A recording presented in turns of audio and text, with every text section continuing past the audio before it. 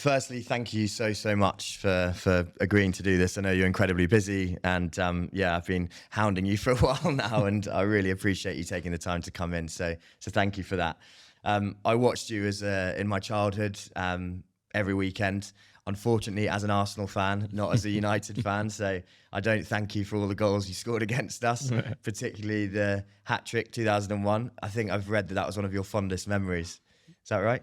Yeah, probably because of the magnitude and the team at the time. They're obviously a huge club with a deep history, a successful club under Arsene Wenger. So if you ever to score against any team, Arsenal is one of the top teams, and not too many people could say they have scored a hat-trick against us. Wasn't it in 20 minutes or something, 22 minutes? Yeah, something like that. It was just one of those, mornings when you get up. The game kicked off pretty early, I thought it was. It was just one of those magical times. You turn up, you train every day. Some days you're unplayable, some days you all over the place. And, I turned up that day and everything was, it just went well. Yeah. Amazing. Well, I found out from reading yesterday that you also grew up a Tottenham fan, which for an Arsenal fan is even worse. That doesn't work, right? No. So. Are you still a Tottenham fan? Yeah, I've always just admired the way they played. I think 88 when they won the FA Cup with the likes of Gareth Crooks and them, the Waddle and Ardiles. It's just the type of football, because the English brand back in the days, what you call big lead soccer in my time of growing up, was kind of long ball, sort of bashed it up there, get the second ball and that kind of stuff. And you actually, outside of Liverpool, you got Tottenham who tried to play. And of course, when you come from the Caribbean, it's like a more of a Brazilian type, although it's not quite, but a little bit more flair with their play. And that's kind of was the reason behind it, the more appealing flair sort of names and Ardiles and those kind of guys. So you still follow them? You're there. I mean, obviously United, Villa could be, but they're behind Villa and United obviously now. But so I've gone away a little bit, but I still do admire. But that was when I was much younger than where I am today. There you go. Well, look, as I mentioned to you, the reason behind this podcast, the What's in a Name series, is to do with our business. Joseph Mews is named after the son of our chairman, Andy Joseph, who very sadly passed away from a brain tumour. He then started the brain tumour charity in his name, which is now the biggest in the world. So again, thank you so much for supporting the charity. But today is obviously what's behind the name Dwight Yorke. And so yesterday, I was writing a synopsis of you and stats and goals scored and things. And I wondered, do you know these stats? Do you know the numbers? How many appearances for Villa? I was thinking if you would, no. No, I don't think I'm accurate with any of it at all. It's somewhere there, I know, but it's not really, I've not really had the chance to reflect on it. And I do see clips here and there of certain things, and it does bring back memories. But in terms of stats and exact numbers, I have no clue. I haven't seen some of the games. It's often the person that's actually done it that's not that interested by the numbers, but the people that, are fans are. But I'm going to read some of them to you. So you obviously started in the UK, your career with Aston Villa. Yeah. You scored 73 goals in 231 appearances. You then, does that sound right? Something like that. You then moved to Manchester United, where you scored 48 goals in 96 appearances. And then between 2004 and 2009, you had spells with obviously Blackburn, Birmingham, Sydney, and then Sunderland. And then internationally, 72 caps for Trinidad and Tobago and 19 goals. And obviously your achievements, 3 Premier Leagues, FA Cup, League Cup, and of course the famous Champions League. So it's a pretty decent resume there, Dwight. Yeah, I'm not sure if that's all total. Those numbers doesn't register to me at all. I thought obviously probably league goals, but I'm talking overall with FA Cup and Champions Leagues and all that. There's a little bit more in there somewhere.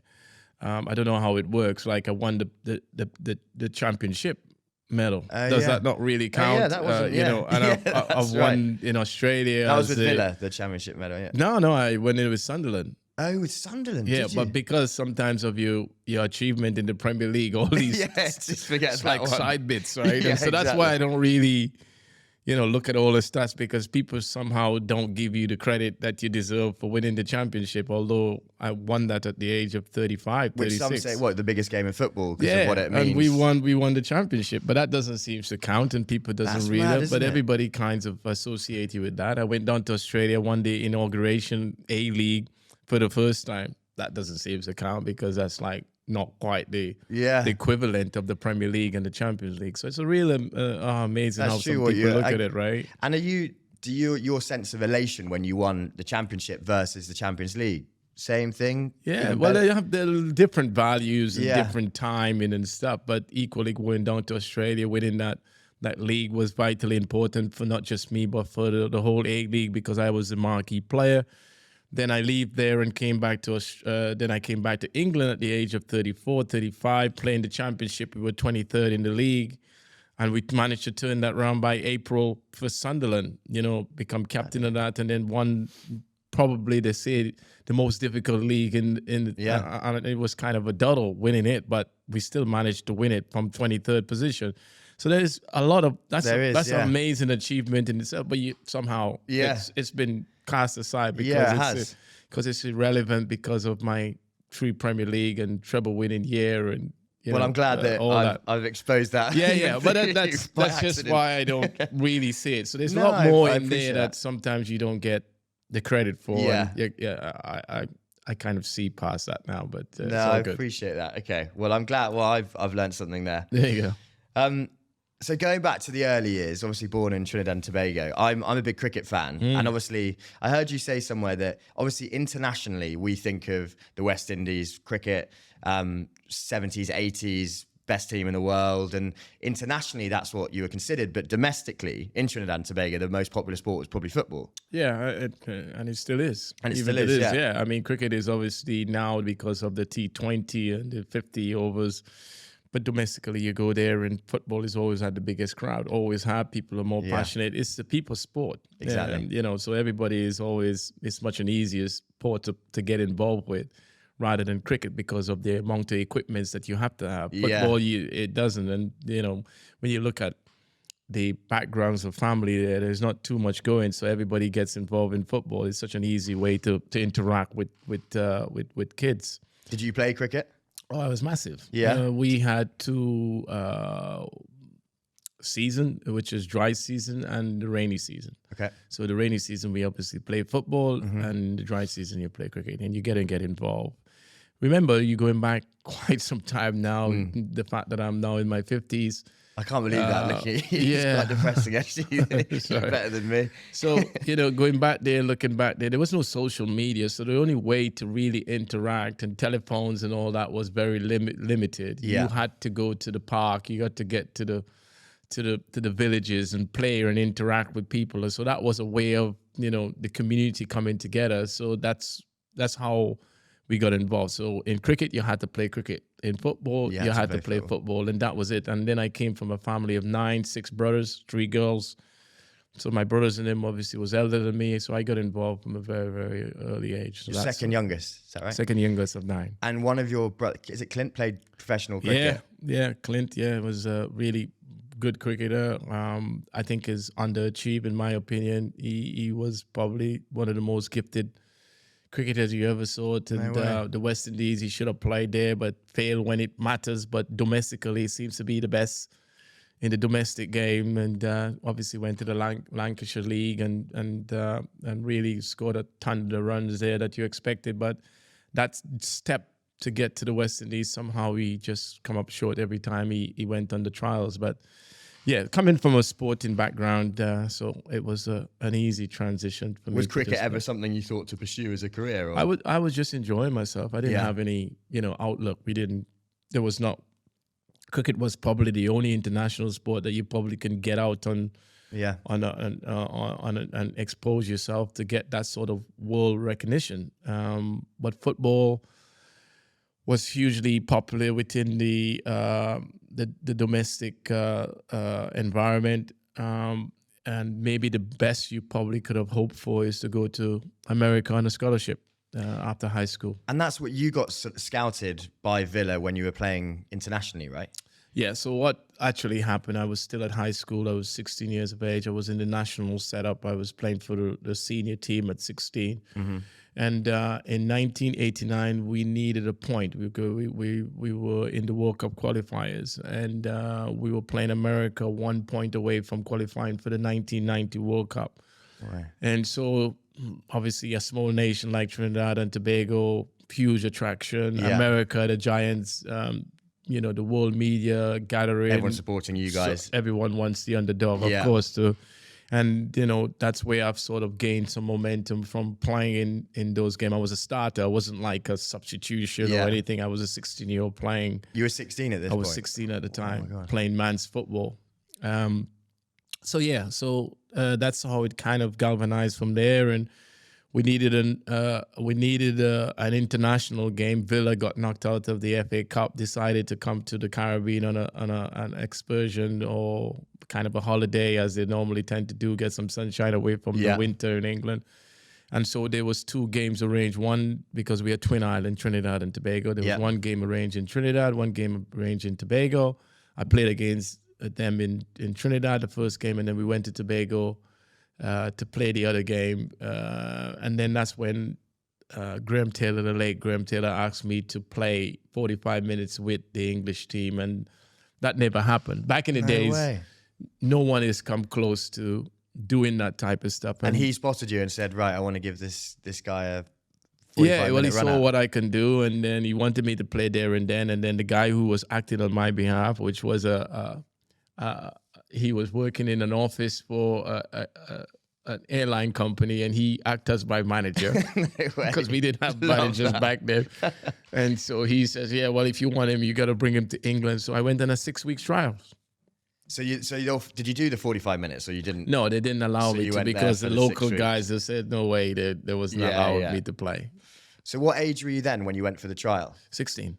Wow, super young. Yeah. And that's the first time you'd been to the UK? Yeah.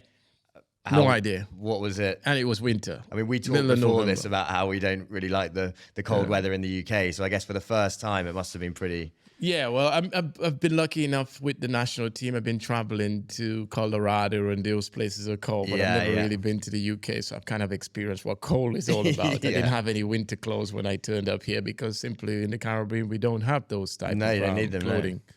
And so middle of winter, November, or somewhere along that line, I can remember it vaguely. The worst. And it was terrible. And then those days, I think snow is not like snow today. No. I mean, because of the climate changes now, but snowback was proper snow. And I've never seen anything like it, experienced anything like it. Never felt as cold as I've ever felt before. Couldn't feel my hands or feet, and wondered how the hell these guys. Did it affect your football?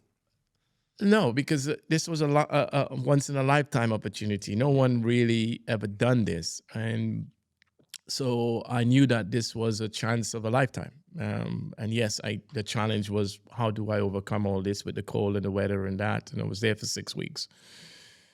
But yeah, once I got out on the pitch, there was a different story. The build up to it was vague. I can't remember, but I just know I needed to go out there and perform. And it was horrible cold at time. But listen, football is what I know. That's all I knew that I was playing. And once I get on the football pitch, I was a different person. You didn't feel the cold. I didn't. I probably felt it, but I didn't let it affect me. Yeah, and, amazing. I remember playing my first game against Telford United, and I scored 4. No way. And your first, and that was in what? When was that? That was 89. So how did it work? So you did your 6-week trial. Yeah. And then what happens? And then that's how back in the days it used to be. You come on the trials. Yeah. They assess you. Yeah. Over that period of time. And then do they say at the end of that 6 weeks straight away you're in or you're out? Yeah, and that way you said, right, we like you, or you're good enough, or we've seen enough of you to say, well, we can keep you. But then also there's the international barrier to get over the line. So it wasn't as straightforward. You got to get work permit. You got to get all that kind of stuff. So did you go back after the 6 weeks? So I went back because we still had the qualification to play for. Oh, gosh, right? Yeah. So we had that coming up, which was the World Cup, to qualify for the World Cup in 1990. And unfortunately, we lost that game. But I already kind of have secure a chance to move to to Aston Villa. So it was a kind of a mixed bag in many ways. I was 16 and cried my eyes out when we didn't qualify. Didn't really know how to handle that. We never been in that position as a country. There's a lot of things there that you look back now that I know from that wasn't particularly right. But eventually I was very lucky that I had something to fall back on. and that was to go to the UK. Although I had opportunity to go to the States on a scholarship to a couple of university there, because that was always that's what would have happened if Villa probably didn't go to. That's right, but I didn't want to go down the States route. I've always wanted to be a professional footballer, 1, and 2, to be totally something that no one has ever been able to do in the Caribbean. Right, it's an incredible story. And so obviously we said earlier you played over 200 games for Villa. Enjoyed your time there, I think, didn't you? As a club, obviously big respect for the football club, massive history. Yeah, listen, I mean, Villa was tremendous for what you call your football education, I called it, because you learn so much. You come in from the Caribbean, you're having to adjust to life, the culture, the people, the food, the weather, the new lifestyle. I was on a 2.5 year contract, so it wasn't forever. You had to make progress in that period of time. And of course, adjusting away from your family, living a life on your own at 16, living in the digs with a family that you don't know. And all those kind of challenges all on your own that, you're just there, but you know you're there for football reason. And this was going to be a moment for me to change my lifestyle and change me as a person and get the opportunity to play. So I was very focused, determined to make sure that I extend that. And Villa gave me the platform to learn and develop, be around, seasonal professional, watch and observe. I was a quick learner because I was around men, even though I was 16. In the national setup, I was playing with boys who were much older than me and men, as a matter of fact. So that gives me a little bit of an advantage when I played against guys my age. I was already above them because I'm used to that. And they were like, boys playing against men in my sense, although I was their age. It felt that way for me. It was easy to play against guys my age because I was playing with men. So that's why my progress was so fast, more than any other 16-year-old who had come to Aston Villa, because of my exposure and experience in international football and playing at that level for my country. And so then obviously you moved to United. So you're 16 when you went to Villa. How old were you when you went to United? So that took me 10 years. I spent 10 years at Aston Villa. And in that period of time, what people don't realize, there was, all these big signings and names, and I was still making progress throughout those years. And don't forget, 2.5 years, so that would have taken me to 18 and a half. So I had to gain another contract as well. And in that period of time, obviously, my progress was really good. I got into I made my senior debut at 17 and a bit, I think, at Aston Villa. So, and then quickly I kind of gone into stride and get into the first team, become at 19. I become Aston Villa top scorer at 19, win one season. And then from there, my progress has been rapidly going forward. But it's been 10 years, and obviously there are senior players ahead of me. So it's kind of having to not dispatch those players ahead of me, but I was making my way to trying to be the number one guy at Aston Villa. So there was a progress there and a vision in my head how to go about doing it, and then build your reputation as a main guy. And obviously by doing that, then the attraction came from Aston Villa later on, closer to my 10 years. Wow, I didn't realize it was 10 years. It's a long time, isn't it? Yeah. So huge history there. And then obviously you're 26 then when you go to United in the peak, and you were, I guess, probably ready to go then, right? You spent 10 years at the club, which obviously I'm sure you're super grateful to for everything they offered you. But 10 years is a long time, and obviously another step comes and Man United come knocking and you want to go. Yeah, well, the only reason I left Aston Villa because I was the guy there. I was adored by the fans. I built up a great rapport with not just the football club, but the fans and everything. I was adored at that place. And Villa is all I know. I don't know anything else. I haven't been to anybody else. I've never been on loan. I've never tried that kind of stuff. I've always been a one-man club to that period of time. So that's all I have a lot of, I won't say a lot of respect, but I have a lot to owe to Villa because they invested me and give me that opportunity and platform. And I like to think that over the years I've repaid them in many respects. And of course, when the whole saga or the situation start develop with Man United, then I realized that I needed my game to go to another level because I become stale. That's not the word. I become so obvious that I would play at any cost. That was, I feel like I've got to a level where I needed to extend myself. I needed to challenge myself a little bit more. I could have easily stayed at Villa. Yeah. Because why would I want to leave? I'm the top man there. I'm the highest paid. I'm all of that. And then I remember even in negotiation to keep me at the club, the late Doug Ellis, the chairman at the time, offered me £1 million to stay. If I signed the contract on the day, I will gain £1 million. Oh, right. And I turned my back on it at that point because I felt in my heart I've given this football club 10 years and I wanted to go to another level. Yeah. And when I say another level, I don't mean that in any reflection to Aston Villa, but the Man United gives me Champions League football, the best club football in the world, playing for a bigger club. The exposure is even more.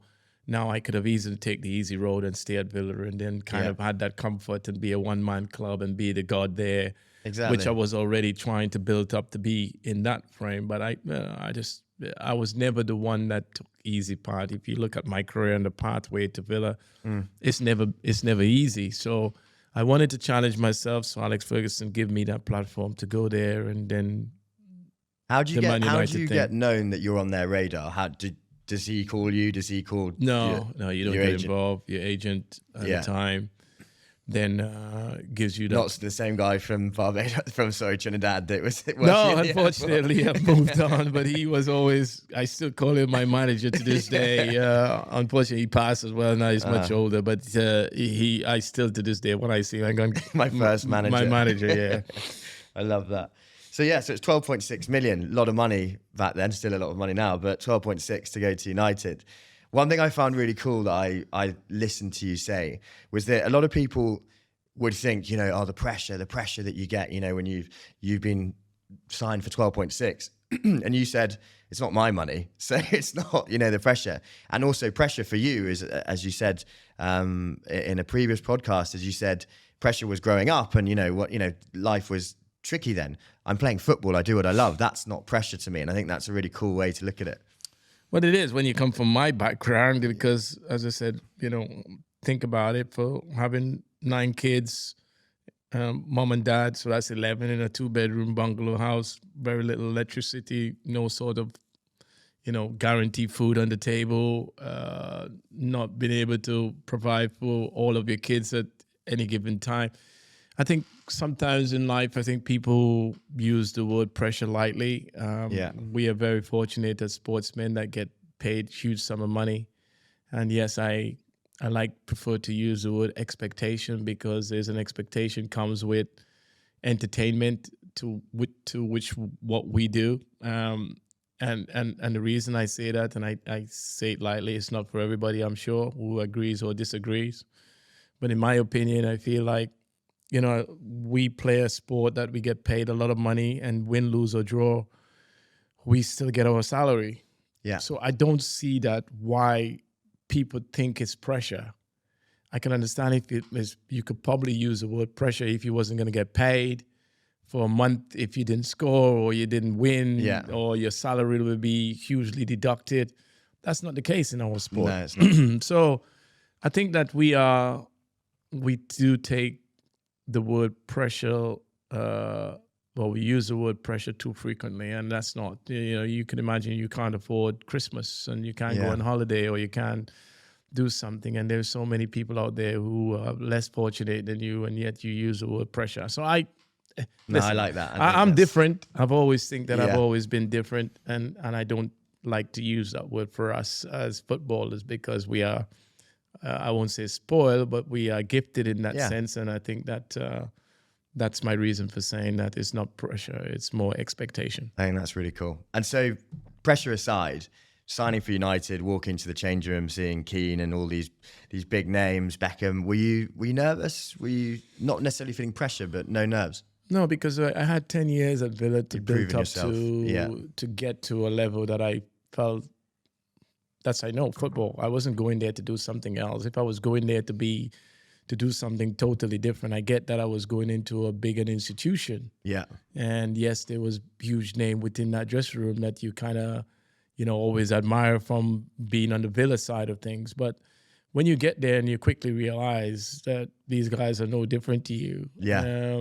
And we are playing a sport that, again, no different to me. They know much that better than I am or anything like that. So I was very comfortable in my own ability. I knew exactly where I was. I was an established pro in the Premier League, and my name was, up there with the very best. The only difference was that I was going into a bigger club with probably bigger name in terms of a worldwide audience. I was very much comfortable. I loved just arriving there, and you felt at home as soon as you got there. Did you feel comfortable straight away? I was never intimidated by that. I more embrace. I'm a challenger. I like the fact, to define the odds. I've always been that type of individual. Oh, you can't do that. Oh, you're not. Yeah. No. I'll show you. Yeah. The moment you say those kind of stuff, I'm totally oblivion to that, and I'm the opposite. I'm like, okay, this is me, and I felt very, very comfortable. Well, I think the proof is there, because your first season with United, you win the treble, you're the top league goal scorer, and you won the player of the season. I mean, you might have had confidence in your abilities, but I can't imagine you ever expected that to happen. Well, I joined the club for a specific reason, not just to play on the world stage of football icons and play against a top European team. I joined the club because I didn't win enough at Villa. Yeah. I felt Villa was I won the League Cup. Yeah. I should have been 2 League Cup because I didn't make that, and that hurt even to this day.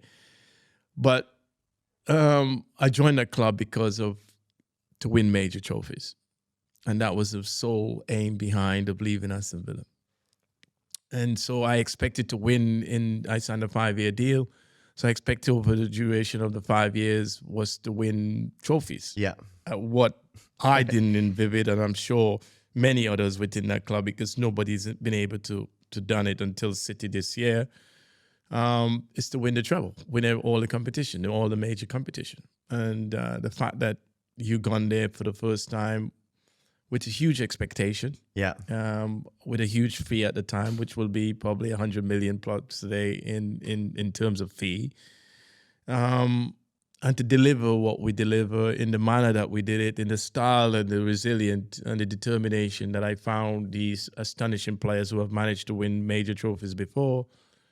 And obviously having a leader like Sir Alex Ferguson, leadership qualities, just tells you it was such the right move. And I think to end up being those things that you said, winning the treble, being the player of the year, being the top scorer in Europe, being the top scorer in the Premier League, I mean, it's unbelievable. Where do you go from there? Yeah, exactly. Well, that actually kind of leads me on to the next question. And I'm asking this slightly as a loaded question as an Arsenal fan. Sure. Because you won the treble, right?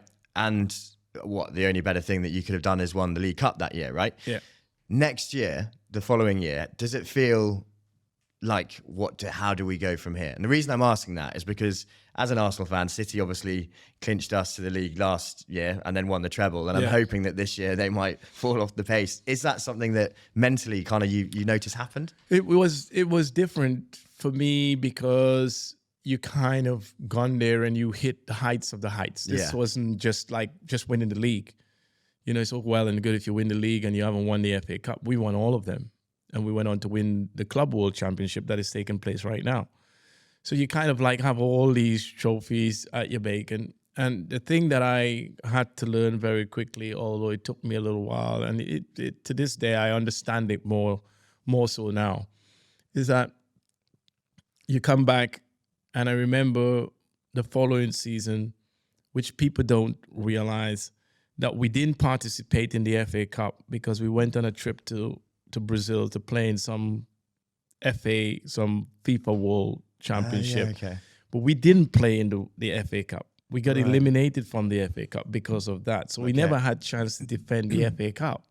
Again, that went under the radar, that never existed. That wouldn't happen now. Right? It wouldn't happen now because if you're the defending champions, you have the right. But we went on a trip to Brazil.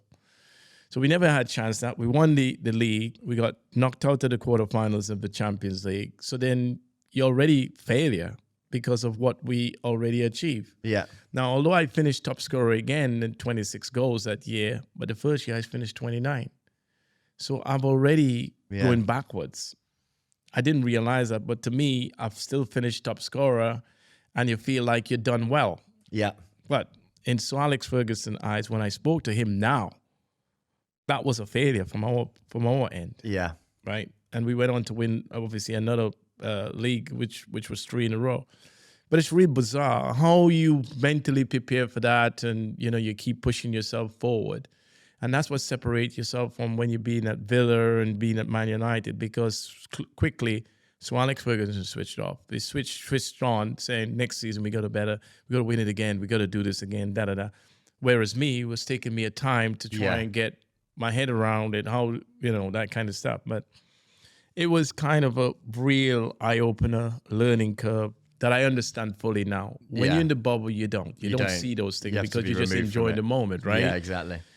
Speaking of enjoying the moment, I always wanted, because obviously when City won the treble, now with social media, it's quite public. It's different now. Yeah, different domain. Everyone sees, Grealish partying and whatever, which I think is great. What was the party like after Champions League? I had a blast. Really? Yeah. Where did you? Because a lot of the time you fly straight back, don't you? Well, Concorde was here.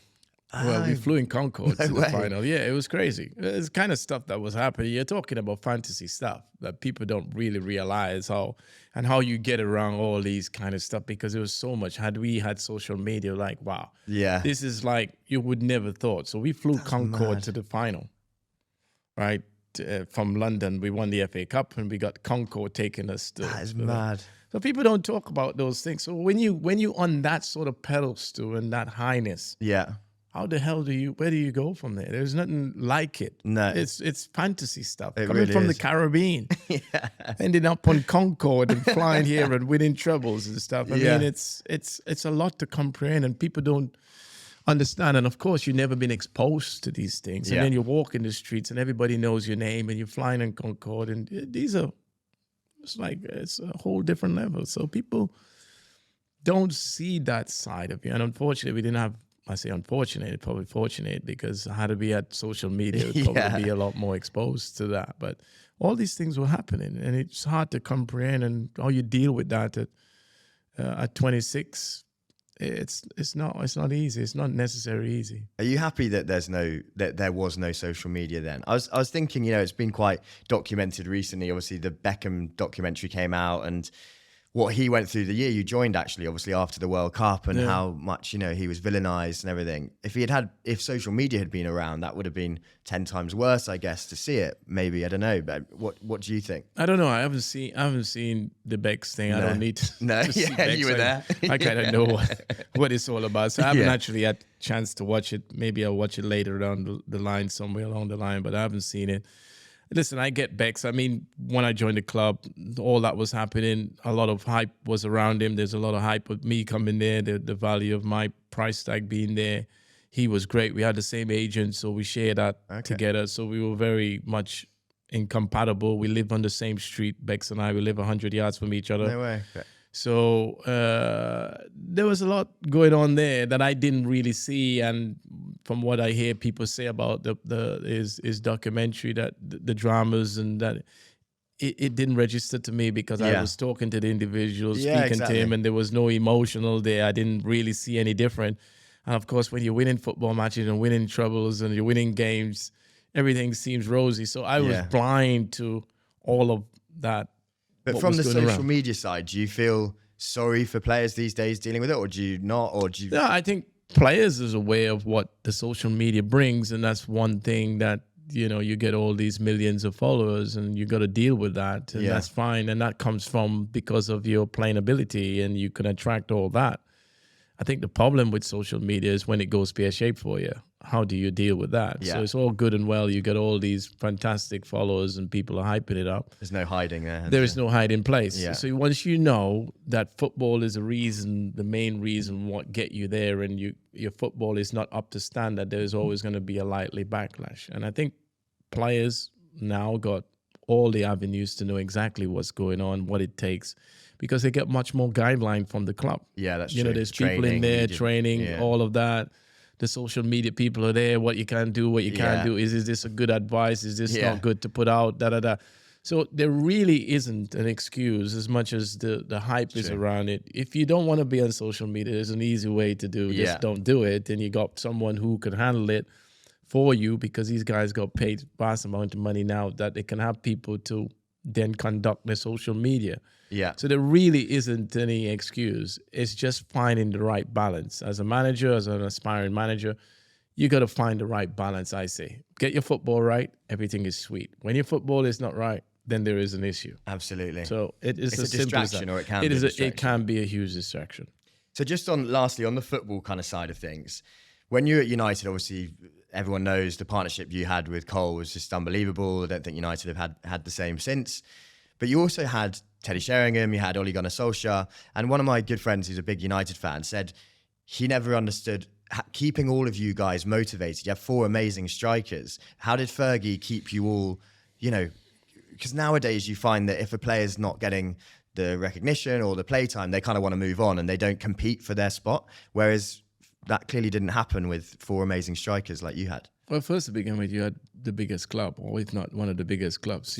Anything that you leave that football club is a bit of a downturn unless you go to a Madrid or Barcelona or that. Yeah, nature, that's true, yeah. Which often, you don't tend to do. There's very few transition from those clubs to the next club. So you don't want to sell your best players.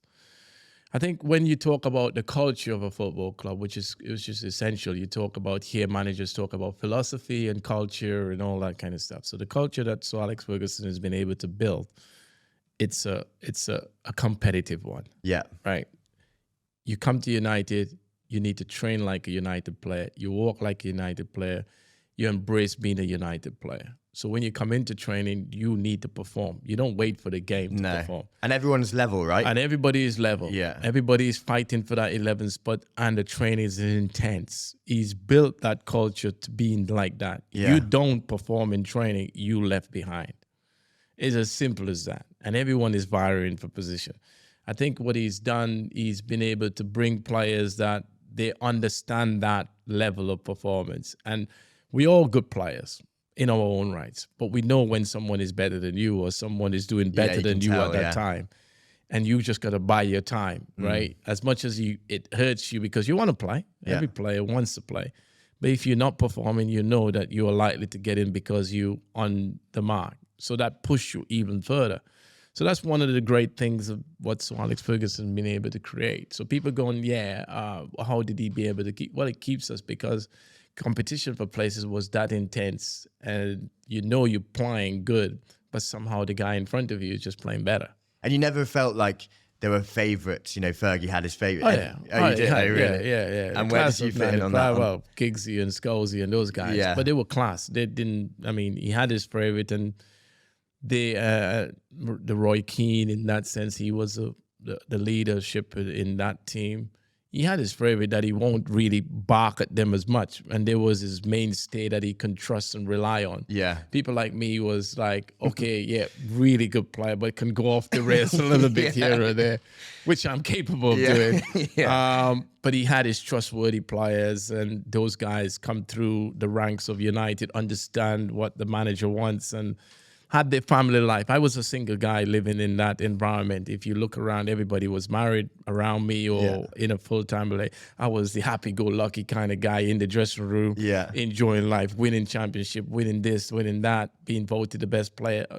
So there's a lot going around me and lots of distraction that I could always go sideways occasionally. And was he good at bringing you back? Well, yeah, he was very good. But the thing is, when you do, there was always people like Teddy and Ollie to step into your shoes. That's and true, then that way you don't lose ground because they're still winning football matches, and then you got drift aside.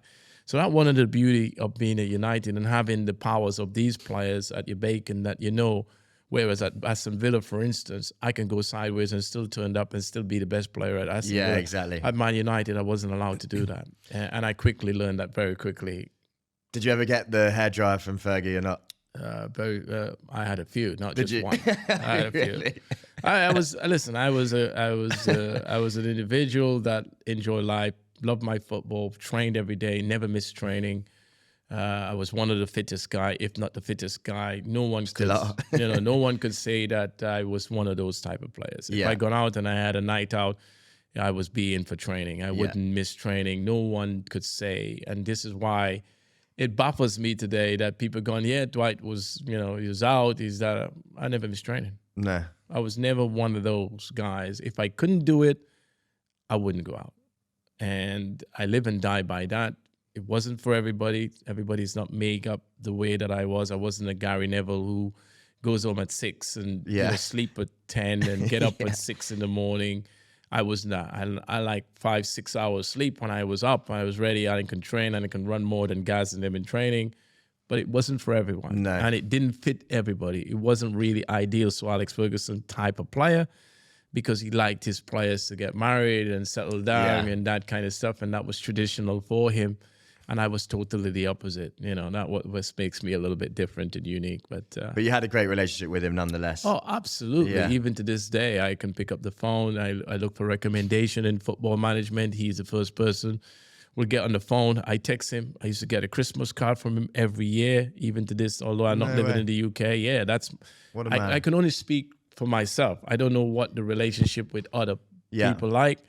But usually when I become a manager in Australia, he came down there, he came to the football club, we went out for dinner. I will text Alex Ferguson. Now on my phone, I'll get a reply within 5 minutes. Oh, that's awesome. And that's unbelievable. And the one thing that was so even more classy about Sir Alex Ferguson, when I left the football club, he pulled me in the dressing room and in his office, and said to me, doesn't matter. Whatever you're going and you move on to do, you're always welcome at this football club, open-handed. And I've never forget those words to me. And I remember I was playing in Australia. That league had finished in April. We qualified for the World Cup Trinidad and Tobago. I was coming back to the UK. I needed to maintain my fitness because the World Cup was in June. Mm-hmm. So, and I tell him I wanted to come in and train. I will come back to United. And my kit, the number, everything was in the same place in the first team dressing room. Young Ronaldo and all them was training. I was in the dressing room training with them, and I felt like United. So that's a man of his word. Yeah, it was class. Yeah, I mean, that's classy. The difference. And to have that relationship with the great man himself to this day, it's so cool. It's not for everybody, I don't know. But for me, that just tells me that my appreciation at the football club is even better than I thought. Amazing. And so presumably best manager you've obviously played under is Sir Alex Ferguson. I would guess. Yeah. Listen, I mean, he's given me a platform that, you know, really elevate me into the name and winning trophies that I am today, and I can share that. But Brian Little is really kind of at Aston Villa really take me to a level that I'm still very grateful for. To then become the player and then move on to the likes of Aston Villa to Man United. Because of he had installed that you are the man at Villa. Yeah, he come in and gone. Yeah, you are the guy. You know, forget everything around it. You have gone now to that level of being the main man at Villa, and that really kicks me on to get to the level of the United. That's why the whole attraction. I was doing well, but then when Brian Little comes, he's kind of like, I can, because obviously his history as a player was similar to mine, and then he kind of relate that, and he's gone, I've seen you and me. At 24, you need to kick on. And so he gives me the platform to just do whatever I like at the club. And when I say do what I like, but to go and more express and be free, you are playing no matter what. Yeah. And then that just elevates me. So I'm thankful for Brian Little, but Sir Alex Ferguson then take me to a whole nother level.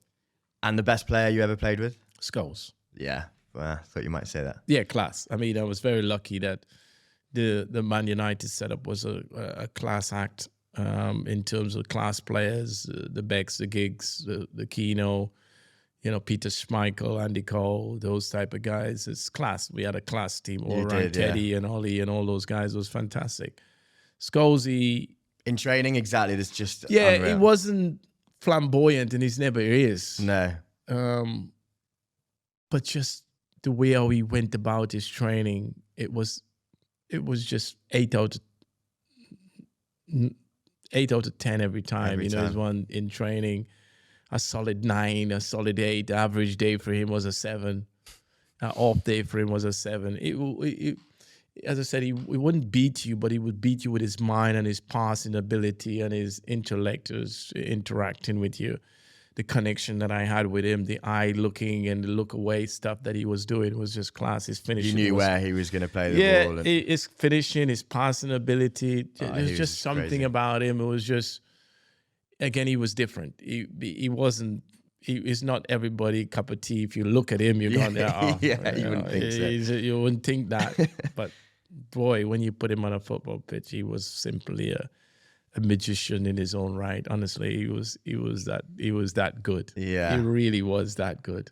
Yeah, I know. Yeah, devastating. No, crazy. He won't dribble you like a Giggsy or but you just have to look at some of his goals and stuff and his passes a bit. Yeah, and his little give and go and get it back and then play you in. And I guess for you as a striker, it's just perfect. It was easy.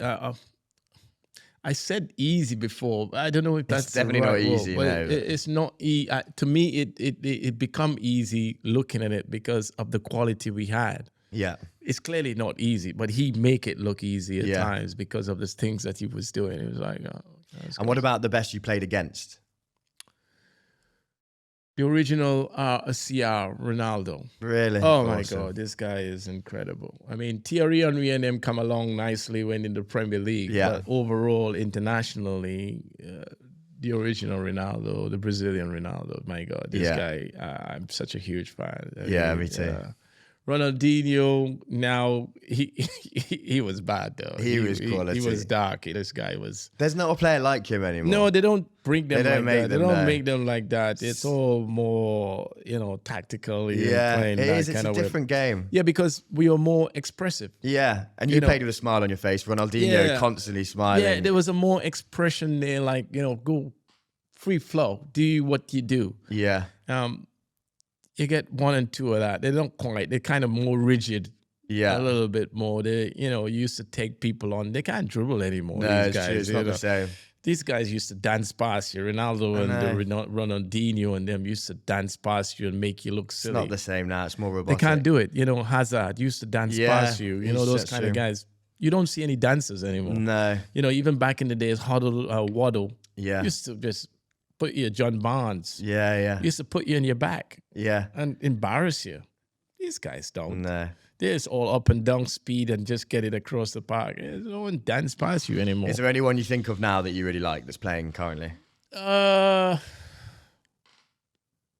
mean, Kevin De Bruyne is probably one of the, but again, he doesn't really just his quality of his passing ability and the creativity is really the outstanding.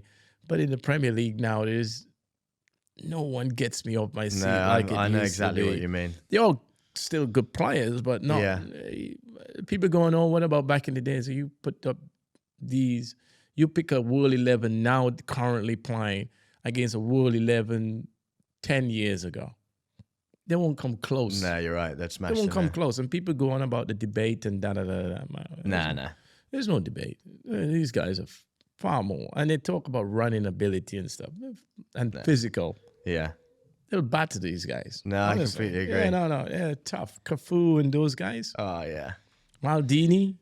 You played against Maldini? All of these guys. That's my era. Slightly older than me, but you had some tough centre-backs to play against. Roberto Carlos and them. Yeah, you don't want to play against those type of guys. It was frightening. I mean, Kyle Walker is probably the closest thing to bit of pace. Strength, closest thing to Roberto Carlos, for instance. But he doesn't score the kind of goals. No. That free kick. Yeah, no. Honestly, I mean, the football is different to what we are. We were much more entertaining, I will say. I completely agree. 100%. And Thierry Henry, they're the last generation of that type of explosive, entertaining, who can dribble you and embarrass you and go past you 3-4 players in a heartbeat. Exactly. I can't think of any player. Vinicius, Real Madrid. He's the only one I think can probably go past 1 and 2, 3. Yeah. But, Bergkamp and those kind of guys, it's class act. He was quality. Yeah. And I can reel off all these names that I, back in the days. Yeah. Today I have to think about it. No, I completely agree. I do as well. That's the difference. I like the boy's son. Yeah. I really do like him at Tottenham. I think he's a really, really explosive, good player. Both feet go left and right. Saka is not bad. I still think there's a little bit more. Yeah, he's still young and he will get better with time. But potential-wise, he's probably the next best thing out of England, I think. Yeah, 100%. Messi or Ronaldo? That debate goes on. I know Ronaldo personally. Yeah. So I'll probably edge him a little bit more. But you can't overlook Messi. No. He's just genius. I managed to see him and play against him once. Did you? Where did you play it? I played in an exhibition game against him. No way. And I went to, where was I? Somewhere in South America, one of those countries. I went down there and played one of those exhibitions, and he was there. And I was still physically fit, and I was about 38 or so. And this guy was there, and you just could see something about left footers is always unique. Yeah. And they, you looked at left-handed cricketers. Golfers, there's something about left. Everything lefty, they always look a little, not just different, but unique. They're striking left footers when they strike the ball. There's a different sound to it. And I've come across a lot of those, and that's my opinion, left footers. But you can't overlook Messi. He's quite, he's in that legendary God status, I will say, in our sport. Very lucky to have those guys. We are. And my last question, football-wise, is who's going to win the league this year? I often say, listen, Come on. I want to say Arsenal, but no, you don't. I don't know. Something tells me that they're still missing something. I just think Liverpool, for some reason, I don't know why. I just think Liverpool, because they're under the radar, they're not really like out there like they used to. Yeah. I just look at the front men, the Nunez, he's not firing on all cylinders, and need him to fire a little bit more. Diaz, I like Diaz's energy that he brings. Mo does his 28 goals or 29 goals a season, so he will be thereabout. Defensively, they looked all right, and I think that City is coming off of that treble-winning year that they got so much going on. Yeah, even though they're not really there, they're only 5 or 6 points off the league at the moment. With Kevin De Bruyne coming back, it's just you can never rule them out. You're just kind of cringing your teeth. That yeah. Well, let's see. So I think it's Liverpool's your bet. I think it's between Liverpool and City. I think Arsenal will. I just don't know what. I just not feeling Arsenal got when it really come down to the nitty-gritty. Yeah, that's what worries me. That's the bit that I don't. I know they've gone through a bit last season, but have they really got what it takes? Because that's what it will take. You got to really grind. People going about the Premier League. I mean, the treble-winning year, we had to grind. Yeah, we only win it by 1 point from Arsenal. Yeah. Right? It was 1 point but we had to grind. Yeah. And we had to win it on the last day of the season because we beat Tottenham again, which is a team that you thought would do you a favor, but it was never going to give you a favor, right? It could have been great. So that's my thought on it. I would love to see Arsenal. I love to see somebody win it above City because they're the dominance, and everybody don't want City to carry on dominating the Premier League, which they have done for the last 5 seasons. But ideally, I'll be happy if Arsenal, Liverpool, Villa, my team, Villa. They're doing really well.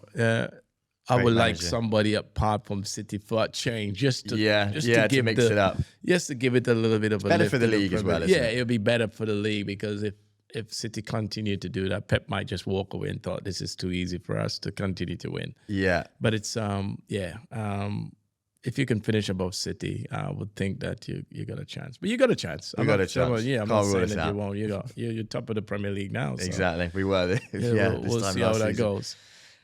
Dwight, 2 things that we do on the podcast. The last 2 things are, one, we ask about, obviously the podcast is for the Brain Tumor Charity, and we donate in every guest's name, and we always like to ask if there's somebody in particular that you would like us to donate in the name of. Obviously, it's with relevance to brain tumors, but in general, with any sort of cancer that we can help with our donation, is there anyone in particular you'd like us to donate in the name of?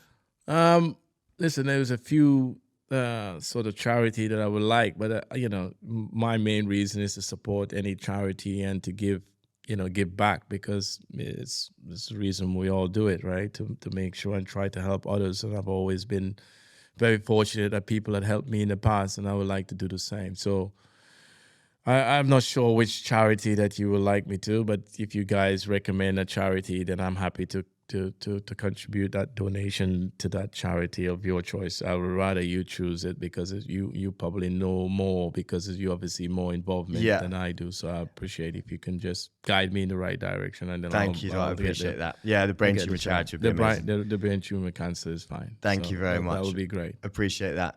And lastly, the only thing we ask on this is it's called housemates, and we ask every guest. And we'll keep it for football. So who would you live with when you're 20? I guess you did live with somebody when you were 20. Were you in digs when you were 20? No, I was actually living on my own at that time. Oh, were you? 19, I had my first house, yeah. So it's if you could live with one footballer at age 20 and one footballer at age 60, who would it be? Footballer. Yeah. Who would you enjoy living with age 20 and who would you enjoy Anybody or somebody that I know? Well, probably someone you know, I guess. I think Ronaldinho because I've met him. He's more my kind of character. Yeah. He's one of the most exceptional footballers. I've been in his company on a few occasions. And we kind of hit it off. I can imagine knocking around with him might get me into a bit more. Might get me in a bit more trouble. It may get me into a bit more trouble. But I just like how his demeanor. He seemed like a fun guy to be around. Well, I see him. I've been in his company a couple of times, and he's my kind of guy. Dangerous if you're 60 living with him, though. No, 60, we probably will still be Neville? Out. No, please. No, not Gaz. Not Gaz. Not Gaz. No chance. Anything but Gaz. At 60, who would I... 60. I probably look for a golfing partner. Maybe Coley. Coley will be. What's Coley playing off? Coley, he's probably about 14 handicapper, and knowing Coley, we opposite. So I'll be doing my thing at one side of the house, and he will probably do it. He'll be quiet over here. I'll be the one who's making the noise. I couldn't have two people making the same noise. No, that's true. But at least we can go to golf, and I know I'll be with somebody that I really appreciate being around, and we could reminisce about the good old days. Exactly. So Dwight, thank you so much. Honestly, it's been a real pleasure. Really enjoyed it. And again, thank you on behalf of the charity as well for giving us your time. Pleasure's all mine. Thanks. Cheers.